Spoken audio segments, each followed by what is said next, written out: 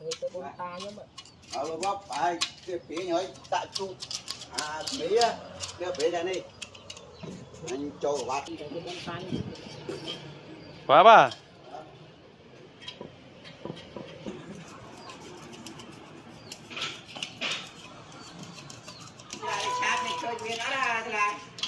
đáp cho anh đi không cà phê cho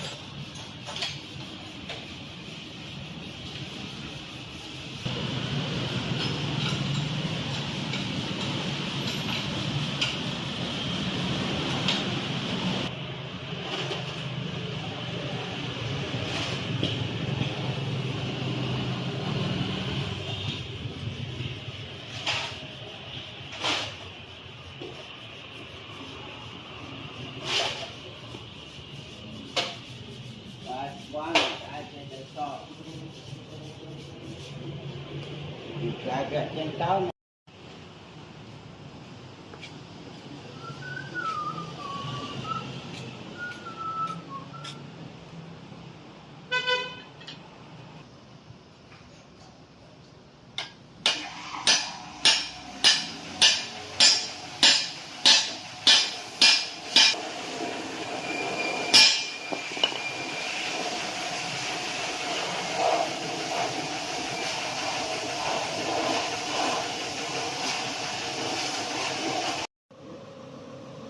đây kìa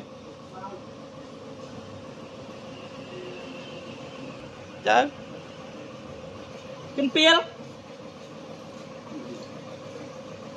cô ba thế anh cũng biết cô ma chứ dữ chứ ma là hồi đấy ở đó có cái đợt bữa đâu em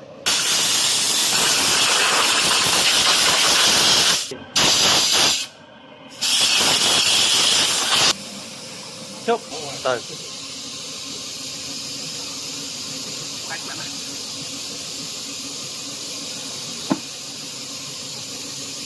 từ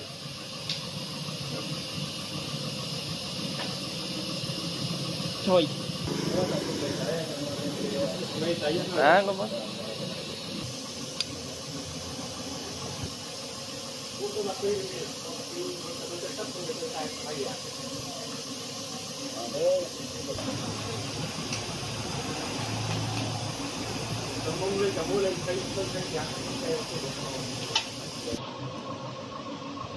đủ lớn tên nó hái vậy chứ nè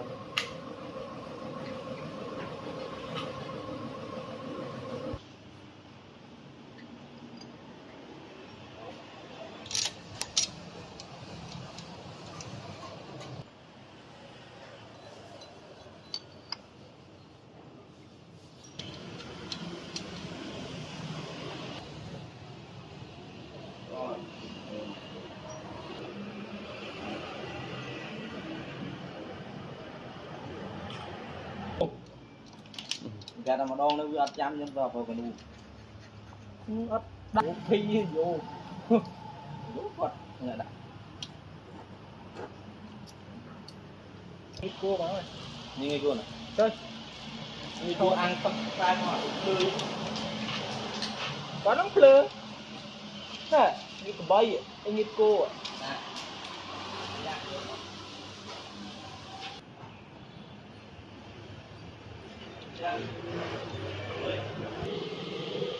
đấy ông lại bao mùi bao mấy ngày vẫn bao mùi để cái bao cười rồi ok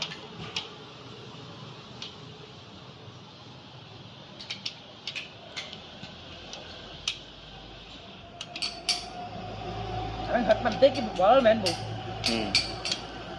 cái chập đau ở tầng đáy cái chập đau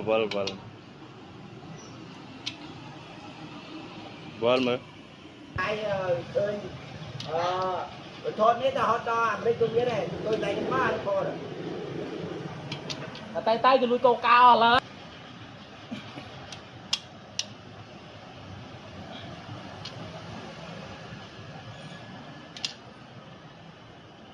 rồi mà chạp mà Chết chiên. này để ở bãi anh cứ nào quá đó. Ở đây tươi đi. Thế ấy đi. Anh chăm ra mà anh đó.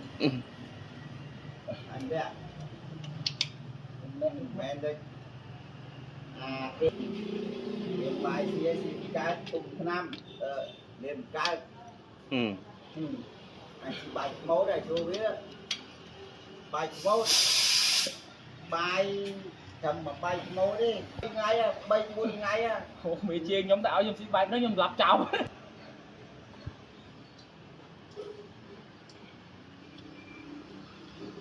Tam run. và tay mới thu xuôi Em không. Mày mới thà kháng hậu ta chán. Mới vừa với vậy. Mới vừa với vậy.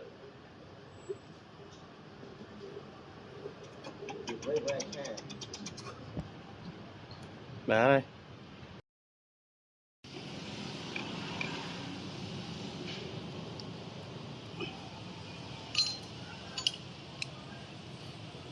Đây đây.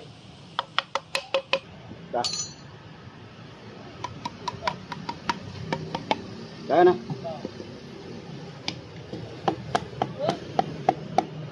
Cái này vì cho bao nhiêu bạn mấy cái này kiếp rồi đi. Hả? Kiếp mùi à ấy à gì à. Ba sân.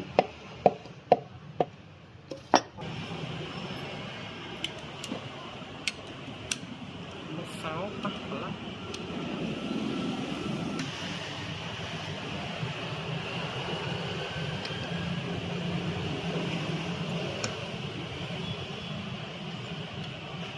Chết cha.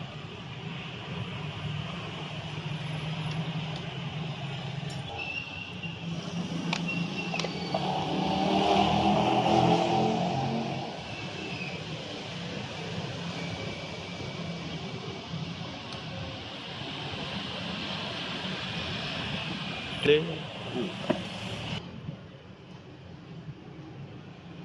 Mưa hơi tới không?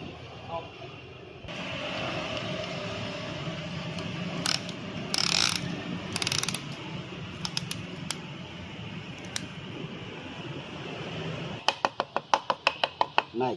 Đây.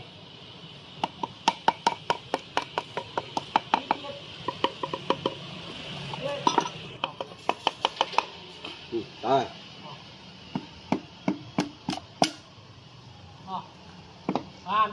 Ban.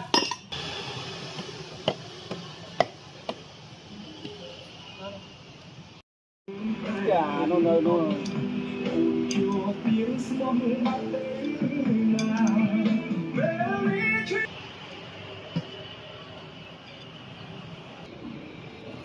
xa ra nơi Từ xa đây chú đây. mơ rồi mình phải lòng như đấy đó do sao mà cô đây đã mơ còn có mẹ đó quạt sao không bay Từ.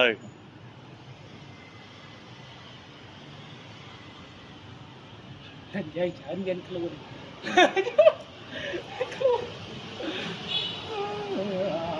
xem mà cái tây tiền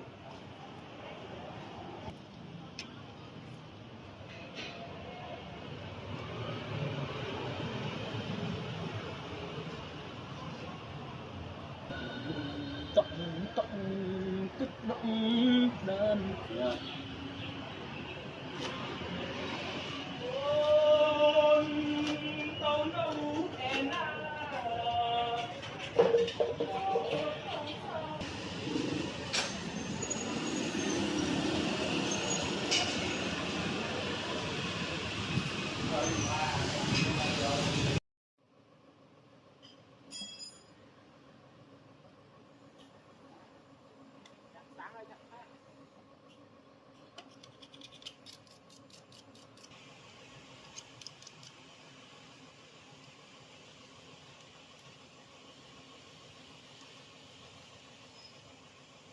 Ôm về đi chui.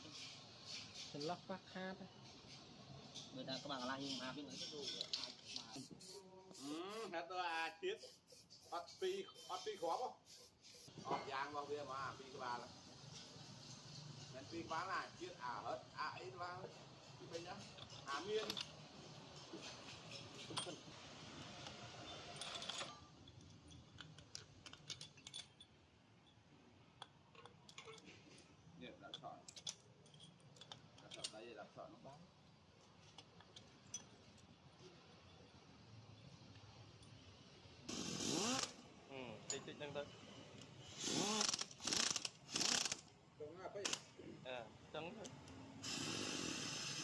ra chương đây là muối này ra cho chương cho nó muối này không vậy.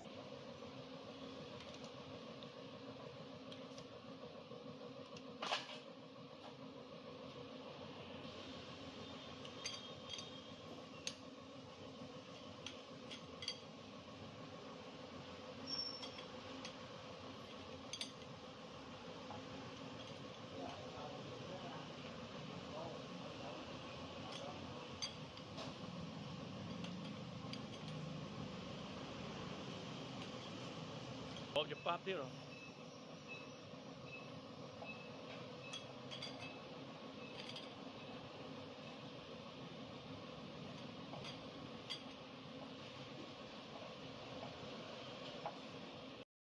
lại nam thoát là bây giờ công là tất cả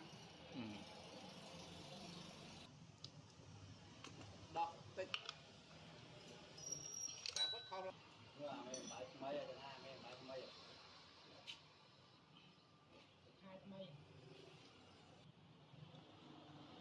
Để cho mà con đặt đây vô cho mình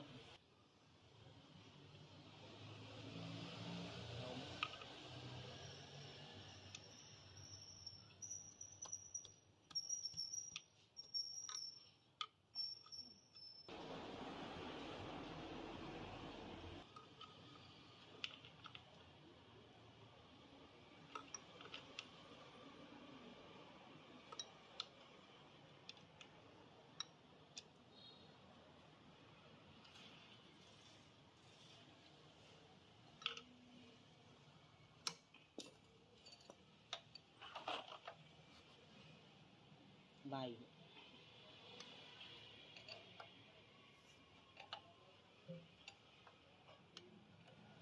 Rồi quay bên nó trong chạy hả?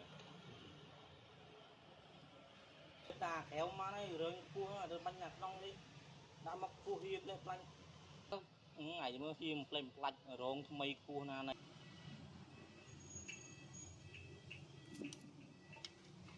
cho mình thử hỏi chứ rồi